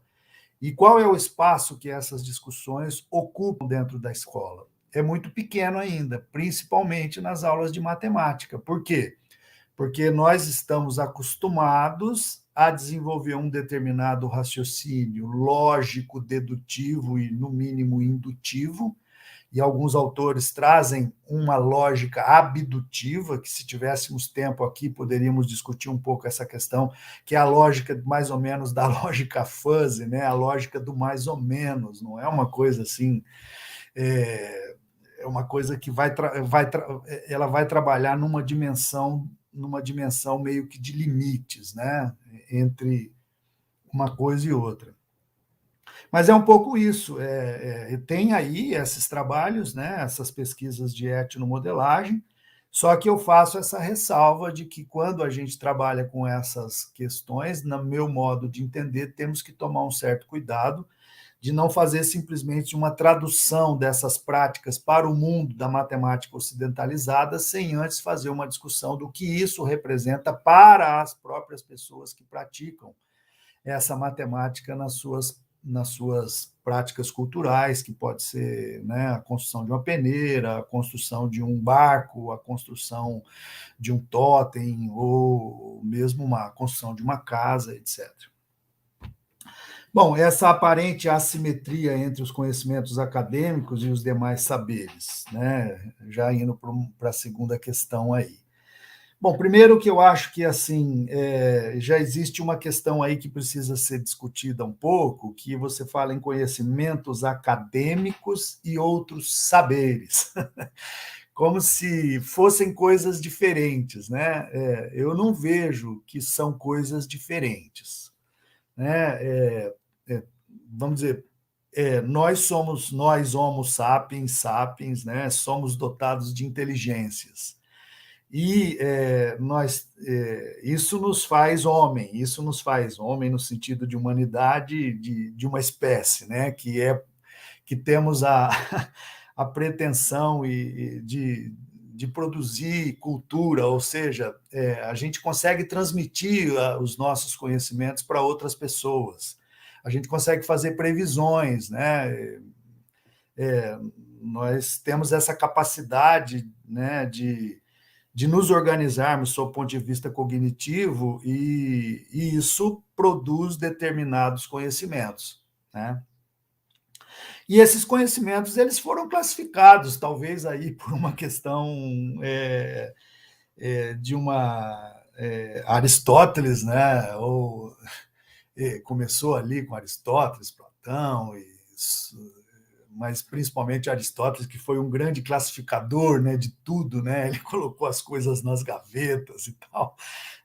E a biologia faz muito isso bem, né? Nossa, com todas as ordens, tal. E nas ciências humanas e sociais, a gente acabou agregando um pouco essa forma de ver o mundo, assim, meio que em gavetas, né? E o Paulo Freire já desmontou um pouco isso aí, dizer, calma, gente, as coisas nas ciências humanas e naturais não é bem assim, né? Nós não podemos dizer que existe um conhecimento... Então tem os conhecimentos acadêmicos e tem os conhecimentos que não são acadêmicos, né? Quando a gente fala de conhecimentos e saberes, passa sempre a impressão de que são coisas diferentes. Não. Um é produzido dentro de um contexto metodológico e tal, que a gente classificou como científico, vamos lá, né? Tem que ter E agora os pós-estruturalistas vêm, então, romper com isso tudo, e o Nietzsche vem e desmonta tudo que está posto lá, desde o Descartes, Platão, Aristóteles e tal. Ele diz, gente, vamos parar com isso, né? E aí esses autores que eu acabei de citar, que têm, né, o Nietzsche como uma base para esse conhecimento, eles vão desmontando um pouco essa ideia, né, de que existe essa classificação entre conhecimentos e saberes. Mas são coisas diferentes, simplesmente isso, né? Eu produzo um conhecimento, a academia produz um outro conhecimento e a gente vai se ajustando. Antes nós tínhamos os mitos para responder as coisas, e agora a gente tem a ciência, uma coisa substituiu a outra. Eu usava chás para dor de cabeça, substituí por uma aspirina. E aí a gente vai produzindo essas coisas. E, claro, o conhecimento científico é um conhecimento que entrou dentro da escola, sistematizado, né? E a grande dificuldade, né, e a pergunta de 100 milhões de dólares é essa, né? Como trazer esses conhecimentos que não são considerados como científicos para ser compartilhados, para que as pessoas possam perceber a multiplicidade desses conhecimentos, né? Eu fiz uma experiência aqui em casa, que é o seguinte: eu plantei um pé de mamão, e eu já estou terminando, tá? É bem rápido. Eu plantei um pé de mamão, e aí veio o jardineiro aqui, tal, não sei o quê, e também a minha esposa é bióloga, né? Não, isso aí, vamos cortar, que isso aí é mamão macho, não sei o que lá. E a mãe da minha secretária aqui, que é uma senhora já de idade, que é lá de Recife, ela falou assim: não, vamos capar o mamão. Capar é uma linguagem que a gente usa para boi, para porco, né? Que no interior de Minas a gente faz muito isso, no interior do estado de São Paulo também. Você vai lá e capa o boi, ele vira um... E aí capou o mamão. Foi lá e cortou um ramozinho do mamão. Falei, mas será que essa mulher vai... Aí o mamoeiro está aqui, cheio de mamão. Então é isso, né? Esse é um conhecimento que ela adquiriu lá na cultura dela, e por uma questão de sobrevivência, e o Biratã falava de uma transcendência, né, também, sem levar em consideração essa transcendência nessa coisa da metafísica, mas de organização mesmo das nossas próprias ideias, né? Assim, então existe um preconceito, digamos assim, né, de colocar a ciência como assim, o conhecimento verdadeiro, e os outros conhecimentos que não são científicos são tidos, e o Deleuze vai falar, né, de uma ciência menor, de um conhecimento menor. E a etnomatemática entraria nessa discussão, né, dessa ciência menor, baseada nos trabalhos do Kafka e tudo mais, né? Dessa coisa da literatura menor, que o Kafka trabalhou, né, dentro de um conceito judaico, que era um conceito que, na época em que ele vivia na Alemanha nazista, era um conceito menor, né? Ele não podia escrever na língua dele, porque não fazia muito sentido naquela época e era até perigoso. Então, é um pouco isso. Eu acho que, assim, se a gente conseguir trazer um pouco dessas ideias, né, para dentro da sala de aula, eu acho que a gente consegue identificar aí eu não diria interdisciplinaridade, eu uso o termo transversalidade. Interdisciplinaridade ainda traz o conceito de disciplina, aí é o conceito de gaveta, aí é o conceito aristotélico de que as ciências são classificadas e tal, como se fosse uma árvore, né, e tivesse os galhos e tal. E aí o que a gente tem é sair dessa metáfora da árvore, filosofia, biologia, matemática, ciência, filosofia, para a gente ir num conceito também biológico, mas um conceito de grama, não um conceito de árvore. Um conceito de grama, que é o conceito que o Deleuze vai buscar na botânica para falar do rizoma, que são aquelas raízes entrelaçadas, né? Então, eu vejo que a escola poderia trabalhar com essa dimensão, né, de rizoma, e não o conceito de árvore, né? E a gente vai ter que romper ali com Descartes, com um monte de gente, que não é tão fácil, porque a vida inteira nós ouvimos falar que tinha que ser desse jeito, e a escola é assim, infelizmente, no meu ponto de vista. Então, trabalhar com rizoma é trabalhar com essa transversalidade, com esse emaranhado. Sabe enxameamento? Enxameamento é assim, às vezes a gente vê no National Geographic aqueles monte de ave enxameada, ou abelha enxameada, ou então uma manifestação, em 2013 a gente viu isso no Brasil, enxameamento de pessoas ali, que não tem um líder, não tem as pessoas vão se encontrando, vão se enxameando, né? E aí nós vamos encontrar essas linhas, que são essas relações, e a gente vai pensar essas conexões que existem aí entre a matemática, a antropologia, a biologia, a ciência e tal.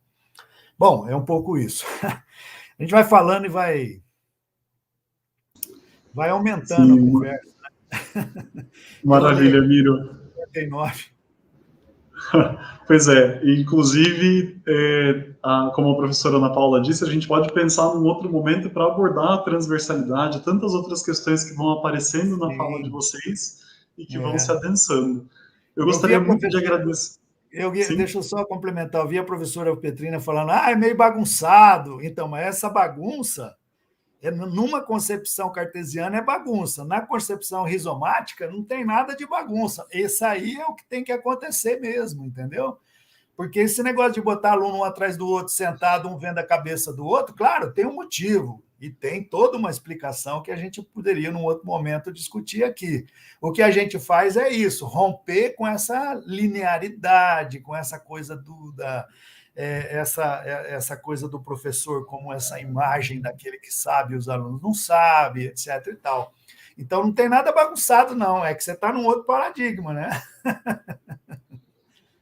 Tá certo. E que fantástico poder ouvi-los, poder fazer esse convite para que outros professores saiam dessa linearidade, rompam, provocar a bagunça nesses espaços, como a professora Petrina nos convidou. Eu acho que é fantástico poder compartilhar um exemplo, uma fala tão complementar, né, como vocês disseram, né, não foi planejada juntos, mas o que vocês entregaram e apresentaram hoje fez muito sentido, foi articulado, né, a fala que você traz ao final, né, Petrina, fazendo referência à obra do professor Miro. Eu gostaria de agradecê-los muito em nome de toda a equipe do CAEM, dizer que nós seguimos adiante com mais atividades no período da tarde. Amanhã nós temos o terceiro momento, né, o terceiro dia da mostra, e foi um prazer, né, estar com vocês, essa mesa deliciosa ao som da flauta que nos acompanhou durante a fala do Miro, o café e pão de queijo na fala da professora Petrina. Espero que a gente esteja juntos, quem sabe na próxima mostra CAEM, né, fazendo essas coisas presencialmente. Agradeço muito pela equipe do CAEM por ter me permitido fazer a mediação, né, dessa mesa, o convite a ambos, e fiquem conosco, nos acompanhem, que em breve a gente tem mais aí da programação da mostra. Um abraço grande, muito, muito obrigado. Eu que agradeço, Júlio. Obrigada, professor Miro. Obrigada, Júlio. Obrigado, foi um prazer trabalhar com vocês, Júlio, Petrina e a professora Ana Paula também, que está aí conosco. Mais uma vez, muito obrigado. E a todas as pessoas que mandaram mensagens aí no chat, né? Tem bastante coisa. Tem alguns aí que me perguntaram dos textos, depois eu posso passar alguma coisa aí para vocês num outro momento. Muito obrigado pelo convite e fiquei muito feliz de poder participar com vocês. Maravilha, nós também. Um abraço, pessoal. Tchau, tchau. Tchau.